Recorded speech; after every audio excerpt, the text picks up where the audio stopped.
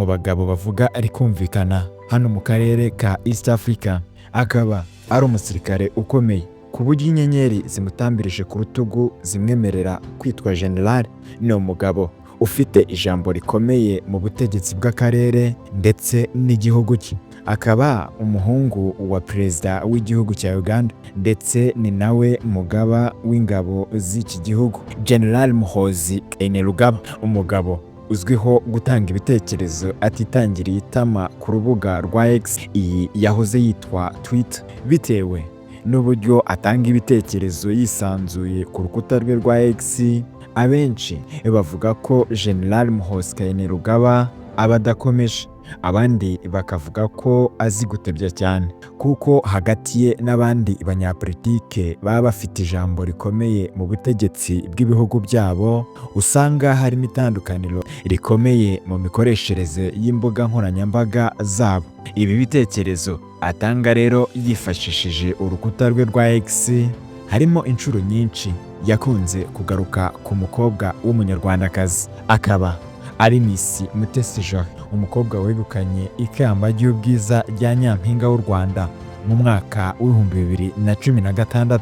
Bwa mbere General Muhoozi Kainerugaba amugarukaho hari mu mwaka w'2022 ubwo yamutumiraga mu birori byo kwizihiza isabukuru ye y'amavuko, aho yizihizaga imyaka 48 y'amavuko. Ariko Miss Mutesi amwiseguraho cyane, amubwira ko ibyo birori atari bushobore kubibonekamo bitewe n'ukuntu bihuriranye n'izindi gahunda afite, gusa aramwihanganisha amwizeza kuboneka mu bindi birori byari bukurikire.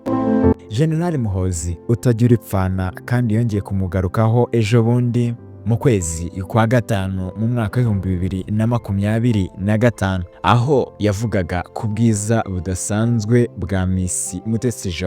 Ubundi umuntu umwe yifashisha konti ya X amuha igitekerezo, aramubwira ati ariko se ko umugeni wawe Miss Mutesi ahari, wazaje mu Rwanda ukamutwara? Na General Muhoozi rero amusubiza nta kujijinganya ati urashaka ko Charlotte anyica? Uyu Charlotte akaba umugore we wa mbere, ariko burya ngo umutima ukunda kwihishira biragoye. Ejo bundi General Muhoozi Kainerugaba aherutse kongera kuvuga kuri Mutesi, noneho ibintu byo kumugira umugore yari yatinye mu kwezi kwa gatanu kubera Charlotte abishyira ku ruhande, avuga ko ashaka kuza mu Rwanda gutwara umugeni we Miss Mutesi, ndetse yewe ntiyatinya kuvuga ko Miss Mutesi afite ubwiza bw'ikirenga, ngo ku buryo Beyonce, umwe mu bagore beza cyane ku isi batangarirwa n'abantu benshi, ko atakurikira Miss Mutesi ku bwiza. Ese ku ruhande rwawe ubona Miss Mutesi ubwiza bwe ari ntagereranywa ku buryo utatinya kuvuga ko aruta bamwe mu bagore beza ku isi nka General Muhoozi? None se utekereza iki kuri ibi bitekerezo bya General Muhoozi kuri Mutesi? Kandi rwose General Muhoozi afite umugore bamaranye imyaka 26, aho bashyingiranywe imbere y'amategeko ndetse n'imbere y'Imana. Ikirenze kuri ibyo bakaba banafitanye n'abana. Nyemerera muri iki kiganiro tugaruke akantu ku kandi ku magambo atangaje General Muhoozi Kainerugaba aherutse gutangaza kuri Miss Mutesi wegukanye ikamba rya nyampinga w'u Rwanda mu mwaka w'2016. Wageze kuri Love and Life Rwanda, tuguhaye ikaze.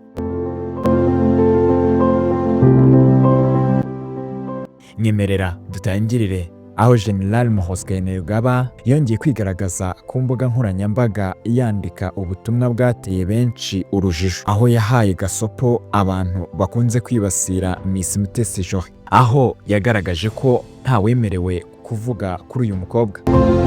Mu butumwa General Muhoozi Kainerugaba aherutse kunyuza ku rukuta rwe rwa X, iyi yahoze yitwa Twitter, yavuze ko nta muntu n'umwe ukwiye kwibasira kuko ngo kuri we ari umukobwa wihariye, mbese ngo ntasanzwe. Yakomeje kandi ahamya ko kumuvugaho ari nko kuvuga we. Yagize ati kuvuga kuri Jolly birabujijwe, biba bisa no kumvugaho. Mu rwego rwo kwerekana urukundo amufitiye, yagiye anagereranya uyu mukobwa n'ibyamamare bitandukanye ku isi, aho avuga ko Byamunaniye, umwe mu bahanzi bakomeye ku isi, atigeze amugeraho. Mu magambo ye yaragize ati, Beyonce ntiyakwigereranya nawe, ni mwiza, uri kuvuga ku mugore wanjye. Si ibyo gusa, kuko Gen Muhoozi yanatangaje ko umwaka utaha azaza mu Rwanda kumureba no kumutwara, gusa ntiyigeze atangaza amatariki ya nyayo, ndetse yongeraho ko icyo gikorwa kizaba ari ubukwe buhuza u Rwanda na Uganda. Yaragize ati, umwaka utaha ndaza mu Rwanda gufata umugore wanjye, ntabwo nshaka ibihuha cyangwa inkuru zidafite ishingiro, niwe kandi nzamurongora. Mbere y'uko dukomeza ikiganiro, reka nguhe umwanya muto maze ukore subscribe, like, kugira ngo iki kiganiro kirusheho kugera kuri benshi. Ndizera wabikoze. Mu butumwa bundi yanditse, yongeye kwihaniza abantu bose bagerageza kuvuga nabi kuri Miss Mutesi Jolly, aho yagize ati, mwitonde muri kuvuga ku mugore wanjye. Ibi byose ariko Gen Muhoozi avuga aciye kuri X, nta na kimwe Mutesi Jolly abivugaho, usibye ubutumwa bumwe Muhoozi yanditse atumira Mutesi Jolly mu birori byo kwizihiza isabukuru ye y'imyaka 48 y'amavuko mu mwaka w'2022, aho Miss Mutesi Jolly yasubije yisegura cyane, abwira Gen Muhoozi Kainerugaba ko ikirori atari bubashe kucyitabira, ariko ibindi byose uyu mugabo amuvugaho, yaba ubwiza bwe, yaba kumugira umugore wa kabiri kuko yigeze kubisabwa n'umuntu umwe kuri X, cyangwa se ibingibi aherutse gutangaza ko umugeni we Mutesi Jolly ahari, ko bityo azaza mu Rwanda mu mwaka utaha gutwara umugore we.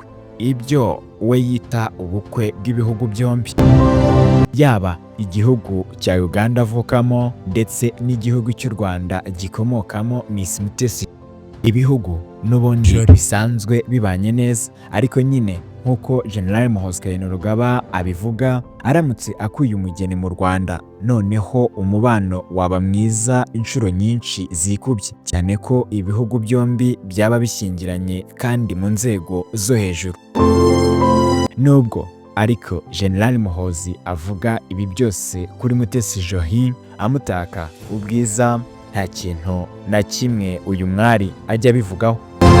Ikindi kandi, nk'uko byakomeje kuvugwa mu ntangiriro z'umwaka wa 2025, Miss Mutesi Jolly yakomeje kumvikana mu nkuru z'urukundo n'umunyemari wo mu gihugu cya Tanzania witwa Hamad Said Lugumi. Uyu akaba umucuruzi ukomeye cyane, kugeza ku gucuruza intwaro, aho bivugwa ko acuruza imbunda mu bihugu bitandukanye byo ku mugabane wa Afurika. Uyu Gen Muhoozi Kainerugaba uhora utaka Miss Mutesi Jolly ubwiza uko bwije n'uko bukeye, asanzwe afite umugore witwa Charlotte Nakunda Kutesa, bakaba barasezeranye kubana ubuziraherezo mu mwaka w'1999. Ibyumvikana neza ko bamaze imyaka 26 babana nk'umugore n'umugabo. Kugeza ubu, iyo uvuze iby'urukundo no kubana kw'aba bombi ubona bigoye, cyane ko iyo urebye ubuzima bw'urukundo bwa buri umwe, ubona Gen Muhoozi Kainerugaba na Miss Mutesi Jolly nk'imisozi ibiri bitakorohera guhura.